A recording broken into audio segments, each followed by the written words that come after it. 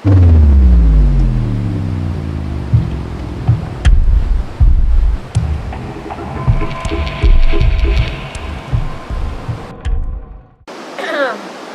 assalamualaikum keluarga Sikut Pak Iwan. Malam ini kita tidak melakukan penelusuran, tapi kita akan berbincang-bincang, ngobrol-ngobrol dengan para praktisi kita, Pak Chandra dan Pak Iwan. Pak Chandra, Pak Iwan. Mak Ima. Jadi kita di sini ngobrol-ngobrol tentang budaya, tentang apa lagi Pak Iwan? Hal spiritual tentang budaya, Ya. kedekatan eratannya, karena biar bagaimanapun juga negara kita ini Indonesia identik dengan kebudayaan, identik dengan perihal-perihal yang bersifat kabuhunan ya Pak Chandra ya. Kita coba menengahkan, karena memang terkadang terjadi satu benturan ya kan kita lihat fakta kebudayaan, fakta spiritualis, fakta keagamaan, dan fakta edukasi itu kadang-kadang berbenturan. Padahal yang pada dasar kenyataannya apa yang diinginkan oleh kabuhunan kita ini ya itu tadi ya Pak ya, kebersamaan. Gitu. Hanya karena memang kalimat yang diamanatkan itu terkadang kita salah dan susah menafsirkan. Itu aja sih sebenarnya. Nah malam ini kita coba ya Maina ya, dengan adanya kita ketemu sama sesepuh yang ada di sini, sesepuh di sini. Yuk kita lurusin. Ya. Siapa tahu kita bisa ketemu poin ya. Iya. Jadi pada saat episode sebelumnya kita sudah melakukan penelusuran di satu wilayah di Bogor juga. Pada saat itu Pak Iwan bilang ada sosok Belanda penunggu di sana yang mengatakan jadi banyak orang Kang Ali sebagai warga di sana bilang ada beberapa orang yang pernah kemasukan tapi bahasa Belanda, dan ternyata yang disampaikan kepada Pak Iwan adalah jagalah kebersihan. Betul kan Pak? Betul. Dan saya juga pernah kesini, pernah bicara ngobrol sama Pak Chandra. Pak Chandra juga di sini sama Pak Chandra menjaga kebersihan juga ya Pak ya, karena sudah mulai banyak dikotori sungai-sungai di sini ya Pak. Boleh cerita Pak? Ya dalam intinya sih saya di sini bukan seorang guru ya Pak Iwan ya. Iya. Saya hanya penjaga, hanya menjaga dari kotornya manusia yang nggak bertanggung jawab.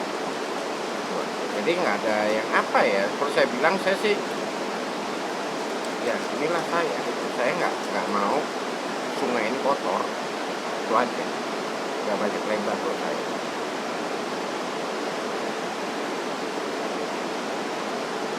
Sungai ini kotor sendiri itu memang karena ulah tangan manusia sendiri berarti ya? Ada yang hadir. Biar Pak Chandra lagi sudah komunikasi dulu.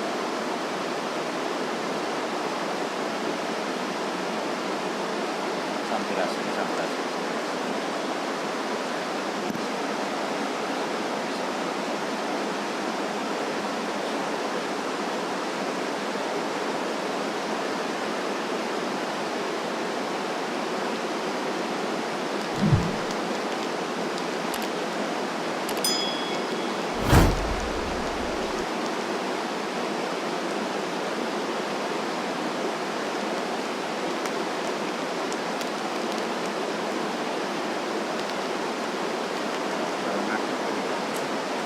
Kebanyakan orang-orang dari kota mengotori tempat ini dengan berbagai cara.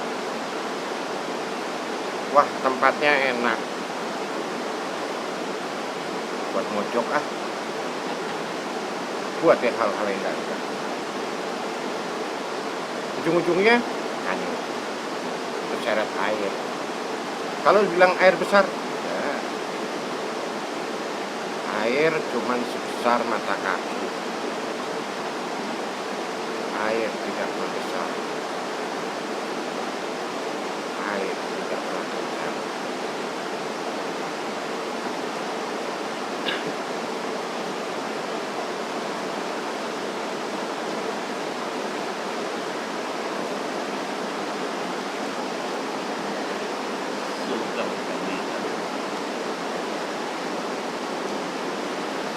Nah, disinilah kita sebagai orang yang benar-benar bertanggung jawab atas air kita harus menjaga dari semuanya. Sekarang kita jauh-jauh dah Jakarta. Priuk saat ini banjir, air masuk rumah, boleh dicek yang punya teman di Priuk, yang punya teman di Muara Angke boleh dicek saat ini banjir.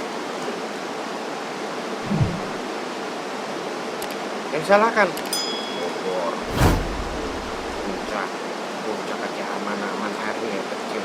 Air dari mana kalau bukan dari mereka sendiri yang mengotor?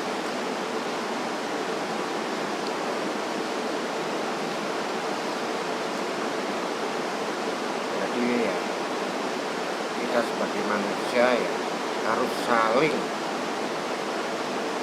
menjaga alam ini, menjaga keseimbangannya. Menjaga yang gimana? Kita taati aja aturan-aturan alam. Jangan kita pakai aturan sendiri, nggak akan benar. Sampai kapanpun nggak akan benar kalau kita pakai aturan sendiri.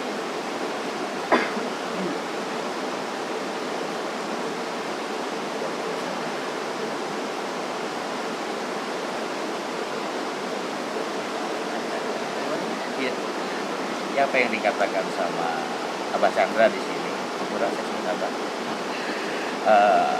itu benar sekali, karena biar bagaimanapun juga yang Maha Kuasa Allah Subhanahu Wa Taala itu menciptakan itu air sebagai sumber dari segala sumber. Tapi saat ini air situ sudah tercemar dengan berbagai macam hal, dari mulai sifat, akhlak, bahkan perbuatan dan perilaku manusia. Air sudah tercemar. Sementara kalau kita sadar, 90% dalam diri kita aja itu air.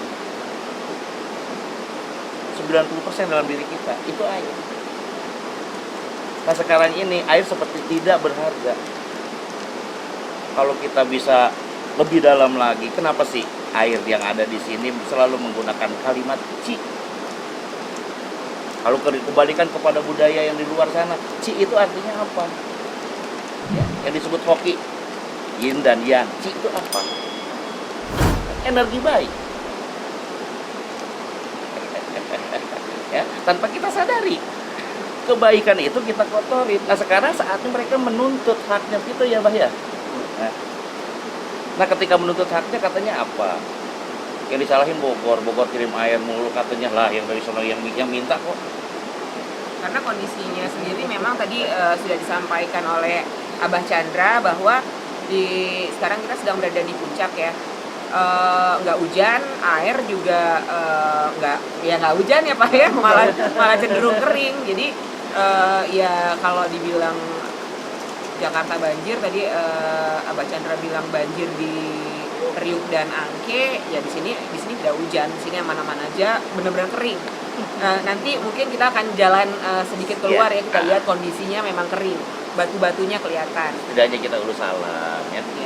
Meskipun ada abahnya, setidaknya kita tamu. Ada kewajiban kita urus salam ke sana. Kita sebentar nanti kita turun ke sana. Oke.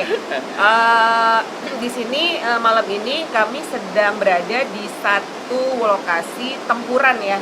Mbak Chandra ya, boleh dijelasin Mbak Chandra kenapa di sini disebut tempuran dan kenapa banyak sekali di sini ada sejarah ya Mbak Chandra ya, ada sejarah bahwa dua tokoh besar negara Indonesia pernah singgah di sini. Nah, Abah Chandra sendiri mungkin adalah salah satu pembimbing yang ada di sini. Pembimbing ya?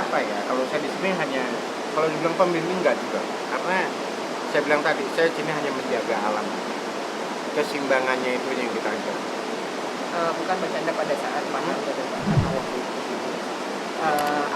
Saya sebutnya karena kan pada masa Chandra, itu kita juga belum ada, kan? Mungkin saya masih picik. Tapi kita bicara lagi nanti ke alam yang kedua, gitu kan? Kita lagi ke alam kedua yaitu goibnya.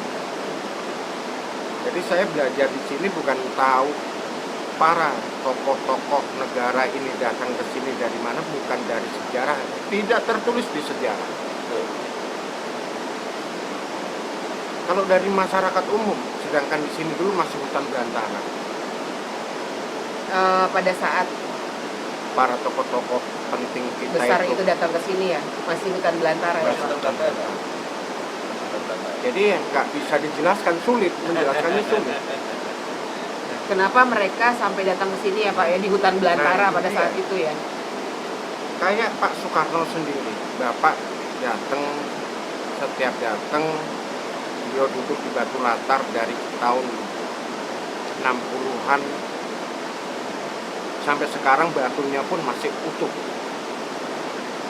Kalau dibilang air besar, gimana dengan batunya Pak Harto yang segitu besarnya itu gelinding?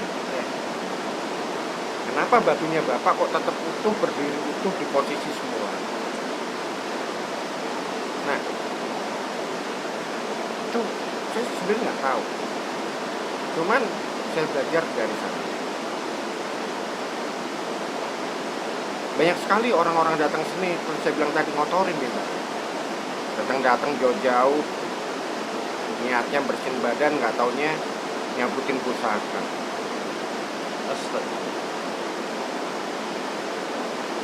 Apa bedanya rumah kita, paku-paku kecil kita cabutin, lama-lama runtuh rumah. Apa bedanya dengan rumah? Berapa kali saya disuruh nyabut, dikasih saya tolak.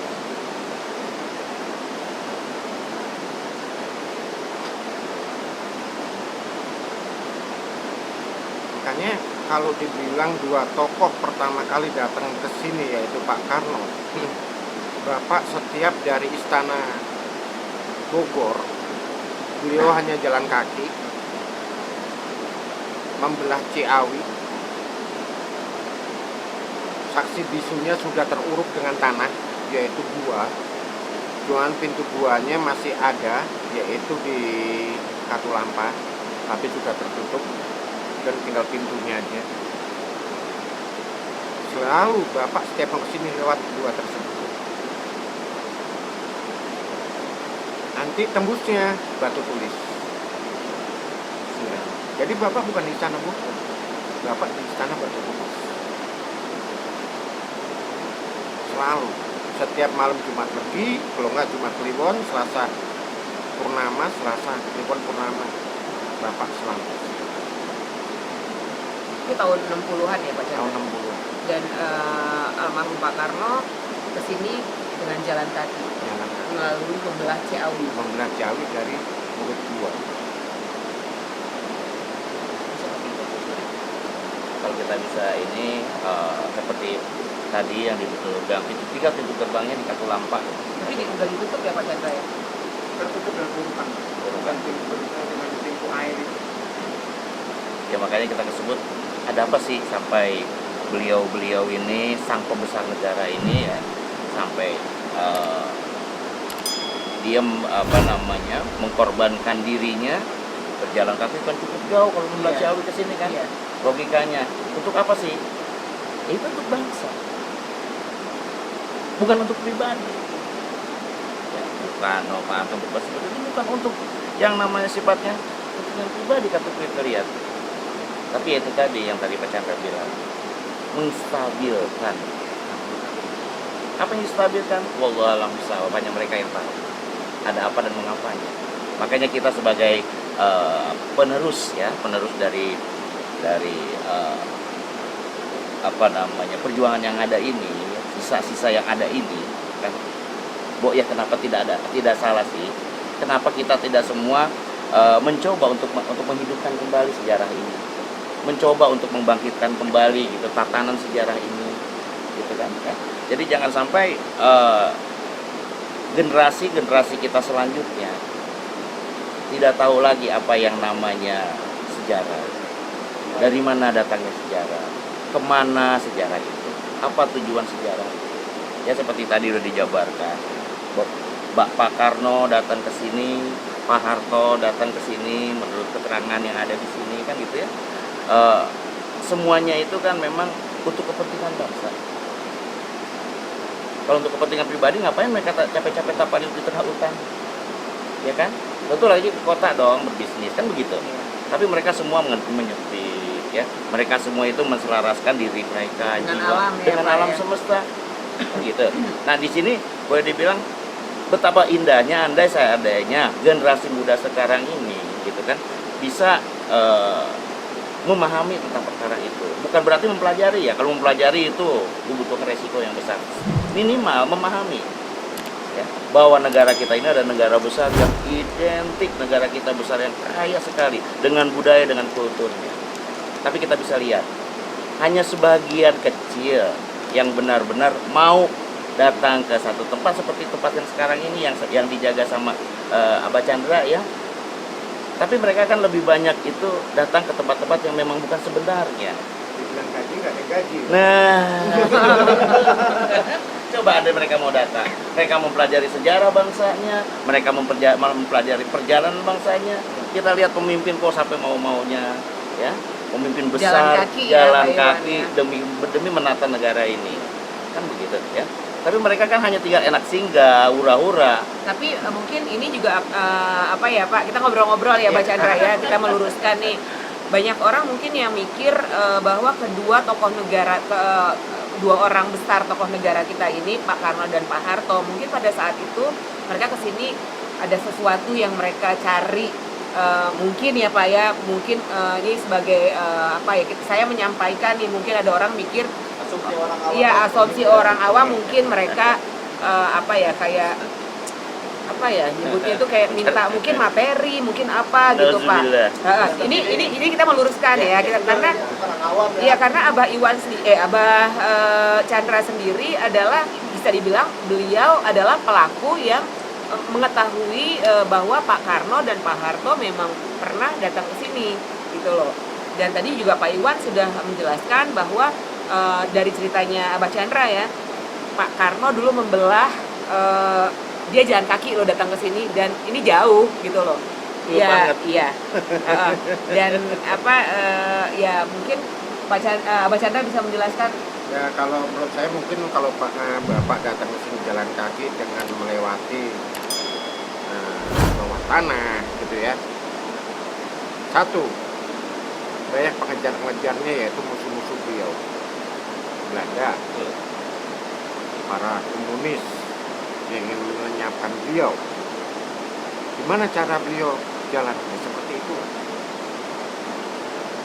Kalau beliau itu kesini itu bukan mencari harta, bukan mencari yang dibilang orang datang sini, wah kekayaannya Pak Karno tuh di sini, wah kekayaan Pak Harto itu di sini. Salah kaprah. Nah, itu yang kita harus luruskan. Setuju. Baca Andra. Jadi para sesepuh kita, para pemimpin negara kita datang sini hanya menenangkan diri.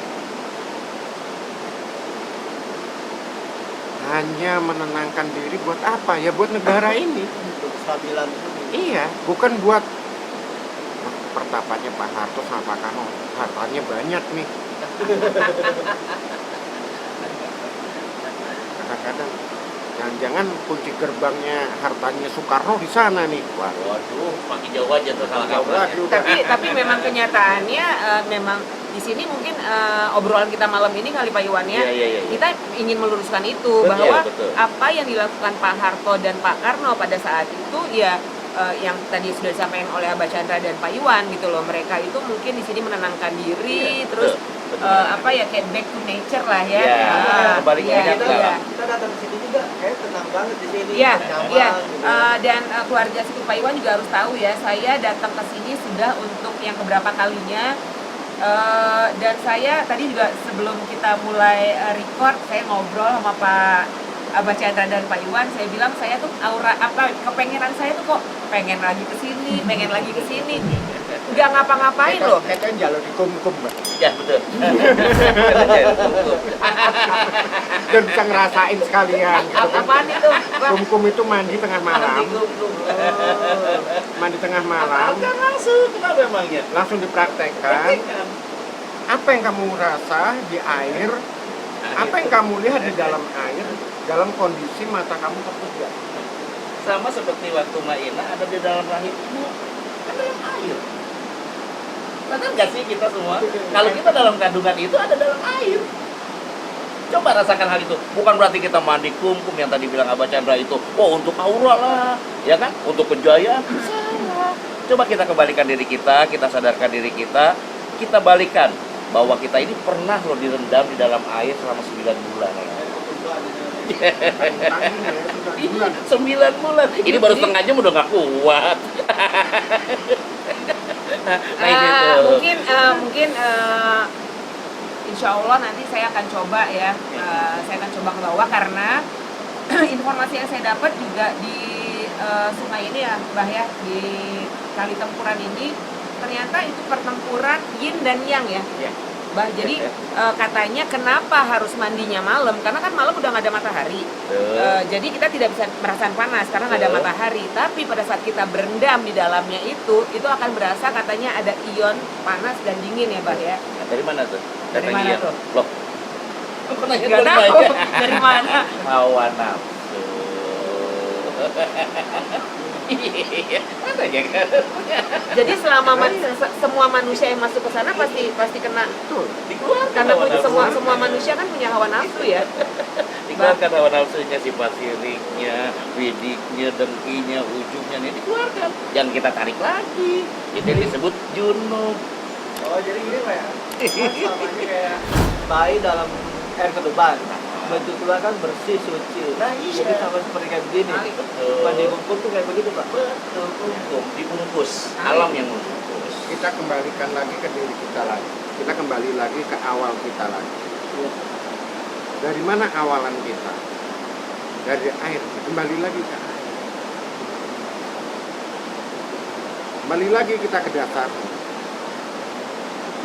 Kalau mau merasakan apa sih selama ini kok saya setiap bekerja begini salah, begitu salah. Apa sih yang harus saya lakukan? Coba aja. Nyemplung. Insya Allah.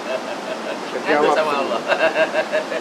Jangan nyemplung bilang, air aku minta duit yang banyak. Air aku bahaya itu. Nah, itu. Jadi salah aja di sana ya Abah ya. Kebanyakan orang kan katanya yang namanya mandi. Salah kaprah. Mandi yang disebut mandi kumkum itu katanya untuk membuka aura lah. Karena manusia itu tidak akan pernah tertutup auranya selama dia ingat akan yang penguasanya. Oke, jadi ini kebetulan banget nih ya udah mulai klik nih omongannya karena memang banyak banget yang saya tahu orang melakukan mandi di sini itu tirakat ya Bah ya. Betul. Tata laku tirakat kejawen. Betul. Gimana Bah? Ya, tata laku tirakat. Salah tirakat. Biasanya orang melakukan tirakat itu untuk apa, Mbak Chandra? Makanya di sini Tirakat itu sendiri Nah, apa artinya dan untuk apa mereka melakukan tirakat itu di sini? Di sini kebanyakan mereka tirakat pun tirakat salah kaprah. Saya bilang kenapa salah kaprah? Datang, Pak dari mana? Ciberem. Tujuan apa? Anak saya 3 tahun belum nikah. Katanya sih di sini kali jodoh, kali ketemu kali kawin. Semoga aja anak saya habis mandi di sini dapat ini. Sugestinya seperti itu. Allahu Akbar. Apa bedanya dia minta ke kali, bukan minta sama yang punya dunia ini, yang punya alam ini. Seorang ustadz pakai sorban, pakai jubah, datang mbak pasien, tukut. Bah, numpang mandi, ya siapa yang dimandiin? Perempuan istrimu kemana? Di rumah, bah, nggak ikut. Apa namanya? Batal dong. Kan udah ngobrol. Apakah itu bisa dibilang seorang ustadz? Apakah itu bisa dibilang seorang kiai? Yang dimandikan orang lain, bukan darah daging, bukan istri, bukan anak. Kondisinya hanya pakai ember. Siang hari loh. Apakah itu bukan salah satu mengotori si lain?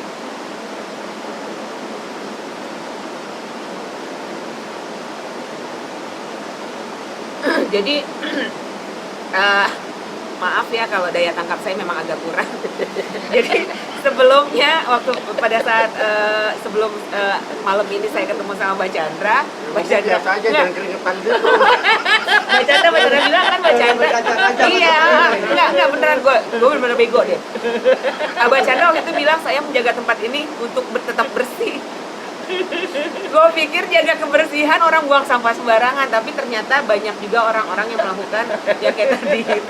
Pak Iwan jangan gitu dong. Gitu ya Bay, ternyata ya. Jadi Itu dia. bukan hanya dia emang buang sampah juga, tapi juga melakukan hal-hal yang sampah. Ya, iya kan, Bener kan kan, lebih Mbak? bahayanya Gitu. sampah yang itu yang dibuang. Kalau namanya sifat sampah yang terlihat ya kebanyakan itu kan dasarnya memang dari alam kembali ke alam. Tapi yang sampah yang satu itu yang akan nyangkut dalam diri kita. Kan gitu. Makanya di sini kalau kita bilang Gue malu. tirakat, Sumpah gue bego banget. tirakat, Gue bikin buang sampah. tirakat yang tadi dipertanyakan gitu, apa sih makna dari tirakat itu? Kalau kita bisa, ya kalau saya orangnya tukang nyambung-nyambungin kalimat ya dengan bahasa saya orang Sunda gitu kan. Terkadang saya sukanya menyambung-nyambungkan kalimat yang tapi ujungnya oh bener gitu ya. Bener dalam artian sebuah pemahaman ya. Itu kembali terlepas dari mereka semua. Tirakat kalau saya bilang kadang saya sambungkan kalimat itu titian menuju rakaat. Jadi kita sebelum kita menjalankan ibadah kita, bersihkanlah diri kita, hati dan pikiran kita, baru dikatakan itu ibadah. Dan tirakat itu ibadah tuh.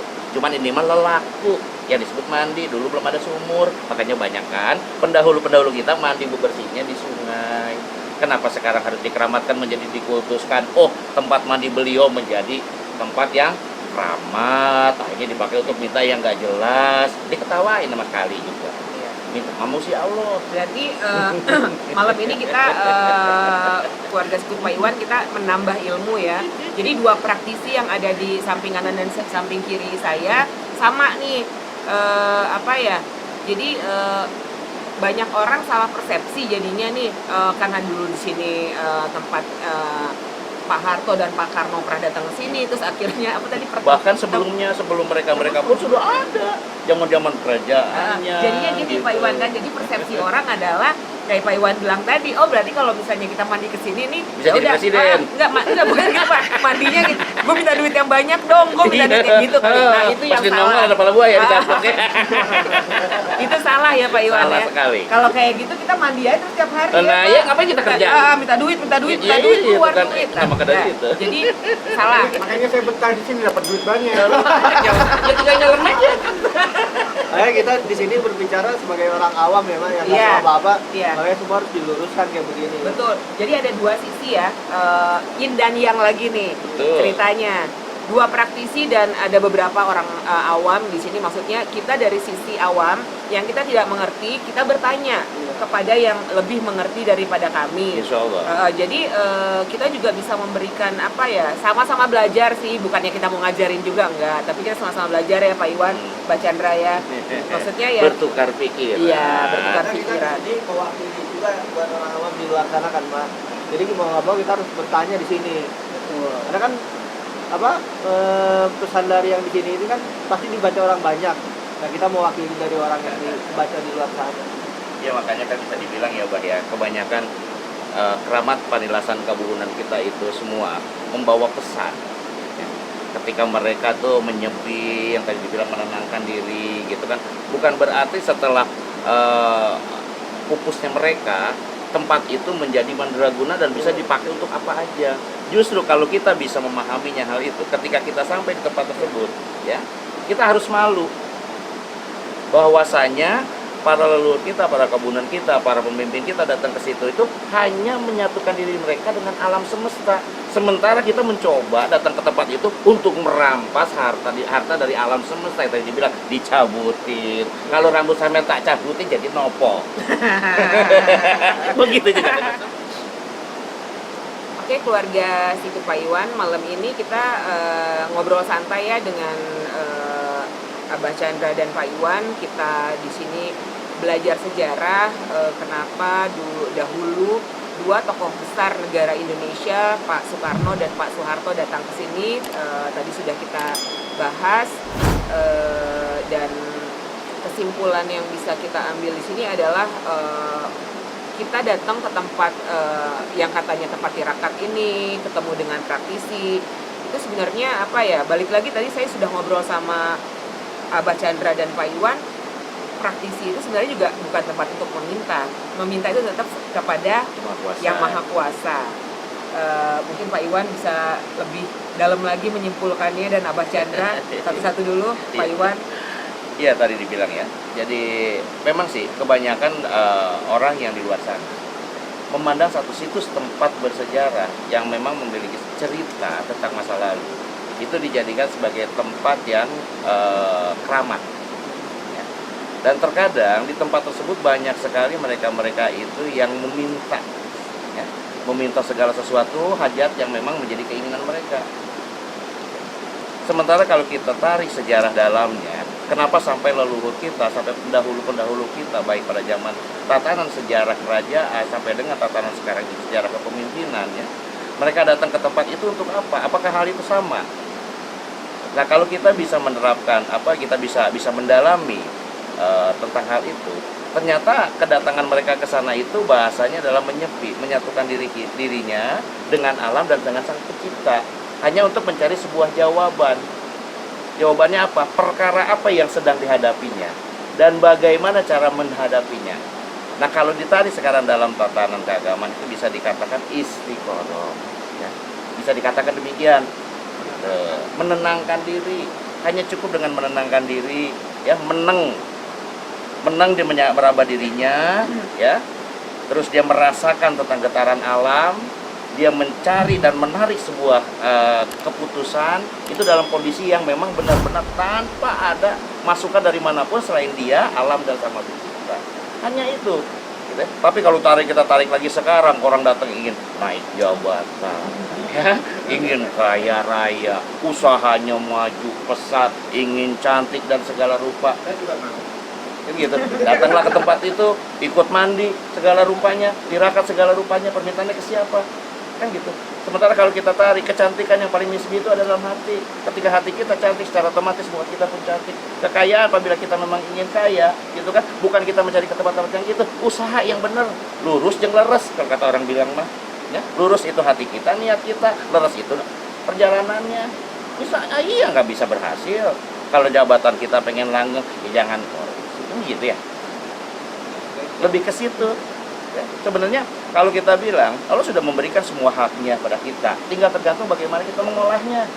Kalau kita jujur, ikhlas menjalankan itu semua amanah, tidak mungkin Allah memberikan suatu kebahagiaan pada orang tersebut.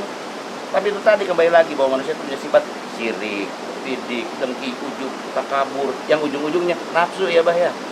Nafsu didahulukan ketimbang kebenaran adanya, tertutuplah fakta tersebut. Nah, akhirnya tatanan sejarah berubah menjadi tempat sebuah kepujaan. Benar nggak, Bang? Itu salah sekali. Jadi salah ya, Pak Iwan, ya, apabila tempat bersejarah seperti tempat yang sekarang kita datangi ini, kali tempuran ini dijadikan orang untuk menjadi tempat kayak Meminta meminta suatu kesalahan ya, Pak Chandra, ya. Karena banyak sekali sih orang-orang datang ke sini tuh cuman ya tujuannya satu, setiap ditanya ya ngapain, jodoh, apalagi kaya. Pak Harto kan bapaknya di situ. Aku ikutan Urusannya duniawi mulu ya, Pak. Nah, sekarang dunia nggak akan ada kelarnya. Saya aja bulan puasa jualan anggur, pohon, buat kebutuhan hidup, minta ke saya, salah orang. Minta tuh sama yang punya alam, bukan sama air, bukan sama saya. Jadi apa yang dilakukan orang yang tadi sudah kita omongin juga, yang sudah kita obrolin tadi, salah banget ya, Mbak Chandra, ya. Kalau orang datang ke sini untuk meminta sesuatu yang jodoh, harta, kekayaan, salah ya. Mintanya sama air berarti ya, Bang. Itu salah. Jatuhnya lagi apa, Pak? Musyrik. Pasti jelaskan. Kan kita minta sama Allah asbabun sababiannya dari sungai ini. Kenapa? Bersihnya mandi. Al-junubahnya, bebersih mandinya, baru kita duduk di sini nyepi, ya Allah, zikrullah. Kan begitu. Kalau keinginan dari Abah mah. Di tempat ini sepi, hening, kita bisa berpikir dengan baik. Kita diam tengah kota di Monas berzikir, Allah, cewek seksi amat ya. Aduh, tukang Coca-Cola lagi. Ada ajab-ajab lagi lagunya. Tapi kalau di sini mereka Lebih khusyuk. mendekatkan diri pada Sang Allah, mereka benar-benar ingin mendekat, ingin berdiam, ingin menenangkan diri, disinilah tempatnya. Tapi bukan berarti mereka datang ke sini, ke air, ya air, gimana aku besok dapat makan ya, ya air, gimana besok caranya aku dapat uang banyak ya. Tak pasangin sajian yang banyak lah, biar demiknya ngasih uang aku di rumah. Salah tempat. Yang ada apa? Yang ada bukannya kamu makmur, kamu tambah apa? Sengsara. Karena udah salah kaprah ya, Mbak Chandra ya. Banyak orang datang ke sini, banyak tujuannya datang ke saya. Mbah, saya minta maaf, tolong. Saya kelilit hutang, dikejar-kejar rentenir, kejar-kejar polisi. Saya cari pesugihan. Jawaban saya cuma satu. Kamu minta sama saya aja di sini lama nggak dapat duit. Kecuali kamu lihat kehidupan saya di sini mewah, ada mobil macem-macem, ada harta macem-macem. Kamu minta saya, wajar. Berarti saya sukses di sini.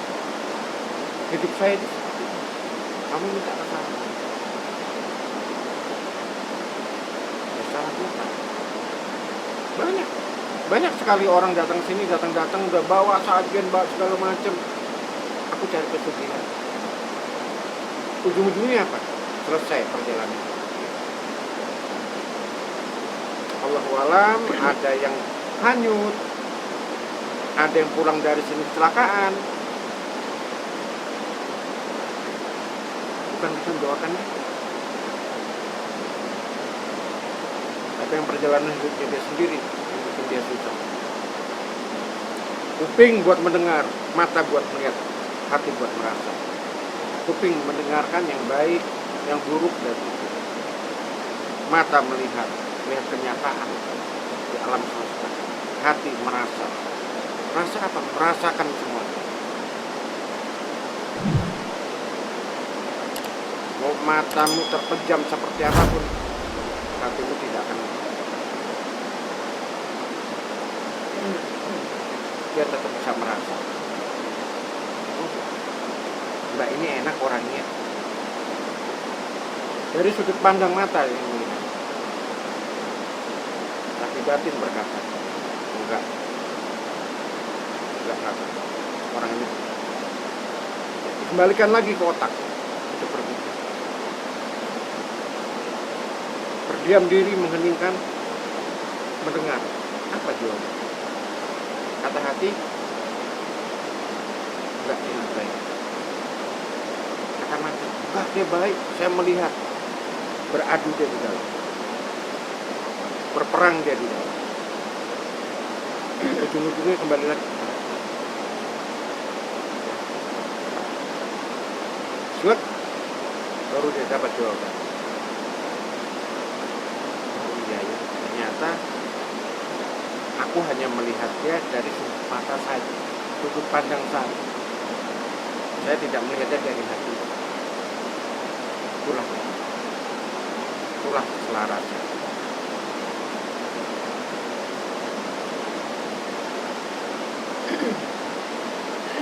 Oke, semoga dari obrolan santai kita malam ini kita banyak mendapat ilmu, pengetahuan ya tentang sejarah dan budaya, juga selalu ke tempat-tempat seperti yang dipercayai oleh orang sebagai tempat tirakat untuk meminta sesuatu itu Pak? Ya, salah dalam pengertian.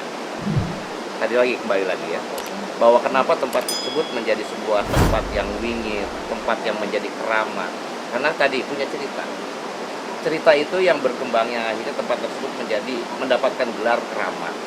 Tapi kalau kita kembalikan lagi, kepada kedatangan orang-orang tersebut, ya kedatangan pendahulu-pendahulu kita ke tempat tersebut. Kalau kita lebih dalamkan lagi, kita mencoba untuk bertanya kepada semesta yang ada di sana, gitu kan? Mereka memberikan satu jawaban bahwa datang ke sini wening, menangkan diri, tidak minta apa-apa selain minta tenangkan diri dia bersatu dengan alam, mohon jawaban dari pertanyaan dia kepada Yang Maha Kuasa. Sementara kalau kita sekarang, yang zaman-zaman sekarang ini, ketika kesulitan datang, yang notabene-nya kesulitan itu adalah ulah pola dari diri sendiri, tapi setelah dia terjadi, ya, dia bingung menyelesaikannya. Akhirnya salah jalan, salah kaprah, meminta pada segala sesuatunya, ya, yang tidak pada tempatnya. Dia mandi di sini, gitu kan? Nah, ketika mandi di sini terjadi sesuatu sama dia, yang notabene-nya itu memang kesalahan dari dirinya, anggaplah bahwa ke tempat tersebut meminta pulang. Padahal dia kepreset, licin. Dan mungkin juga melakukan hal-hal yang tidak baik ya Bisa Pak Iwan, juga, ya. Dari niat dalam gitu. hatinya juga mungkin sudah permintaan-permintaan yang aneh mungkin ya, yang tidak bersih ya Pak Abah Chandra ya. Jadi Dia nggak jauh beda dengan kayak makom kajian Kiai Hasan Basri Gunung Salak ya. Seorang kiai besar, ulama besar pada masa itu, tahun 17 sekian. Kenapa sih dia harus ada di atas gunung? Ngapain sih sampai meninggalnya di atas gunung? Kita nggak pernah berpikir ke sana. Orang berpikirnya penjaga gunung. Salah.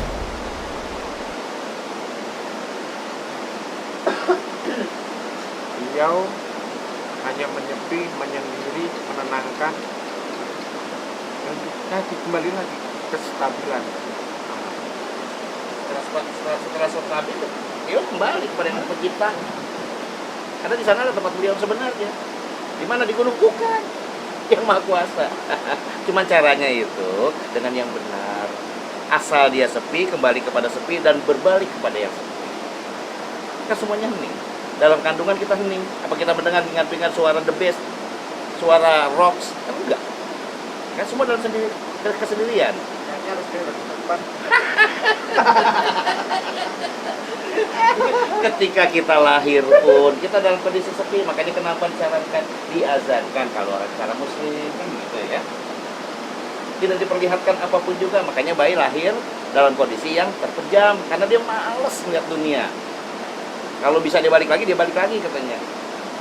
Dan bayi itu menangis, gitu kan? Menangis kita ketawa, padahal dia nangis takut melihat dunia. Kalau aku bisa kembali kepada rahimmu, ya ibu, lebih baik aku dalam rahimmu, tenang katanya. Aku selalu bersatu dengan Yang Maha Kuasa. Tapi dia bilang, sudah hakmu untuk hadir di muka dunia ini. Nah, ketika hadir di muka dunia ini, ada guru yang mendampingi guru sejatinya. Siapa? Yaitu adalah diri dia sendiri. Arahkan kenyataan tersebut. Ya, pilih pendidikan tersebut, yang mana yang kira-kira pantas untuk para anak kita, agar tidak salah kaprah ke depannya. Masa ada anak yang bisa melawan orang tua? Kenapa? Karena orang tuanya suka melawan orang tuanya. Jadi kodrat anak tersebut melawan orang tuanya. Gitu, ya. Apa tuh disebutnya? Karma katanya. Oh, bukan, itu penggambaran. Kan gitu. Nah, makanya di sini kita katakan lagi, yuk sekarang ini kita lebih baik tata diri kita. Bersihkanlah hati kita, niat kita. Ingat, alam ini sudah mulai goncang. Ya. Kita lihat sekarang ada wabah, ada ini, ada itu. Benarkah ada wabah? Benar. Untuk apa? Mengingatkan. Kalau kita bilang ngelingin. Semakin kita eling, ya, bukan semakin takut, semakin sadar. Eling takut gak bakal eling, malah kabur. Tapi kalau eling kita sadar, iya, akhirnya kita berkaca pada cermin diri kita. Nah, itu balik lagi ke air. Cerminannya di sana, ya. Makanya dibilang di sini banyu katanya ya. Apa tuh itunya? Iya, yang disebutnya rahayu. Rahayu itu semuanya kaya, kaya dalam diri kita. Kita tuh udah kaya raya, kenapa kita rusak sendiri? Ilmu kita punya, akal kita punya, akhlak kita punya. Kenapa kita ilangin? Jadi bodoh. Ya pohon gua nyembah di pohon, kan bodoh. Kalau belajar ilmu agama, kata dia ngajarin gitu, carilah guru katanya yang memang tidak punya apa-apa. Kok bisa begitu? Iya, kata kalau belajar agama kan gak punya nafsu. Oh, yang punya apa-apa punya nafsu. Kalau kita mau cari ilmu dunia, pengen kaya raya, belajar sama orang yang sukses. Jangan minta sama pohon. Kita akan jadi sukses. Kenapa? Karena orang tersebut sudah bisa mengamalkan ilmunya, buktinya kaya.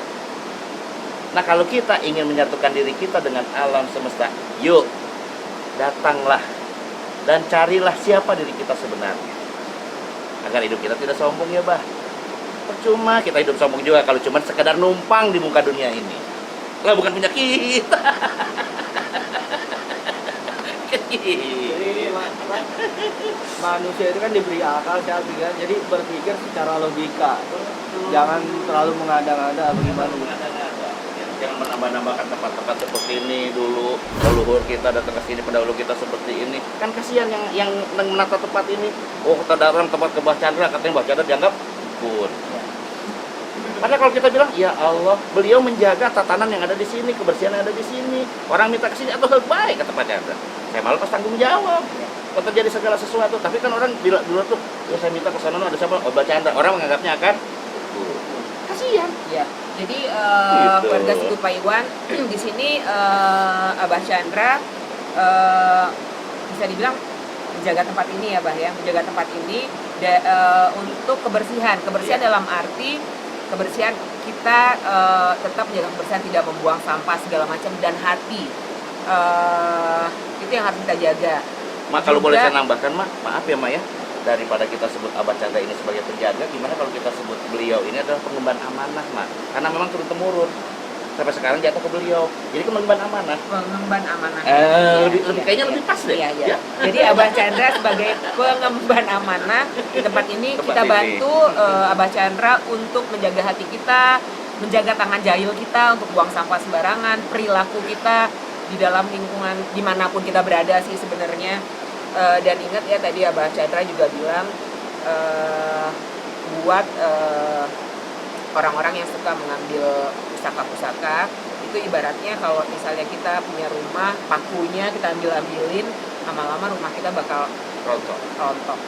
Jadi yuk sama-sama kita jaga bumi kita sayangi, jangan kita bebankan kepada 1-2 orang aja, jangan Betul, kita betul. salahkan Alam kepada semesta itu sendiri. karena alam ini harus kita jaga bersama-sama. Betul sih, sekali. Pak Iwan? Setuju sekali. Pak Chandra? Setuju sekali. Oke, cukup sekian untuk bahasan santai kita kali ini. Nanti kita lanjutkan lagi dengan bahasan lainnya. Oke, jangan lupa subscribe, like, komen, dan share juga, nyalakan lonceng. Oke, terima kasih. Sikut Pak Iwan.